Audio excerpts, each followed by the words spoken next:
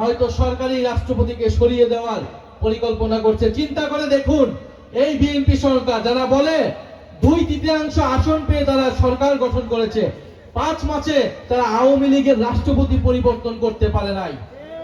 যেই সরকার আওয়ামী লীগের রাষ্ট্রপতি পরিবর্তন করার সক্ষমতা রাখে না, সে দেশ পরিবর্তন করবে কিভাবে? আমরা মনে করি ফ্যাসিস্টের দোসর চুপ্পু পদত্যাগ করলে হবে না, পদত্যাগের পরে তাকে গ্রেফতার করতে হবে। এবং গণহত্যায় তার সমর্থন রয়েছে, দুর্নীতিতে তার স্পষ্ট প্রমাণ রয়েছে যে দুর্নীতিবাদ। ফলে সেই ব্যক্তিকে অবিলম্বে অপসারণ করে তাকে গ্রেফতার করে বিচারের আওতায় আনতে হবে এবং একজন যোগ্য নিরপেক্ষ অভিভাবক সুলভ ব্যক্তিকে এই বাংলাদেশের জনগণ রাষ্ট্রপতি হিসেবে দেখতে চায়।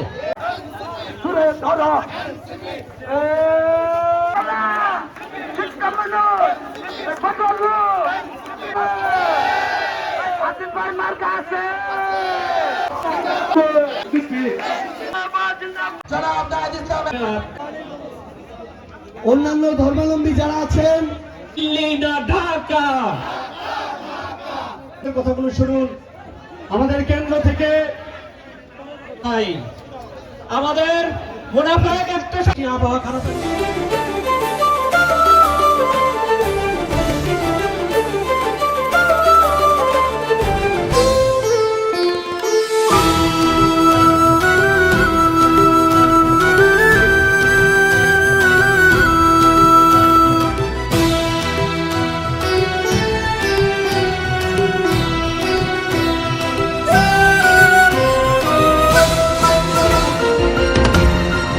টেকনাফ থেকে তেতুলিয়া, রূপসা থেকে পাথুরিয়া, বিশ্বজুড়ে রূপসী বাংলা।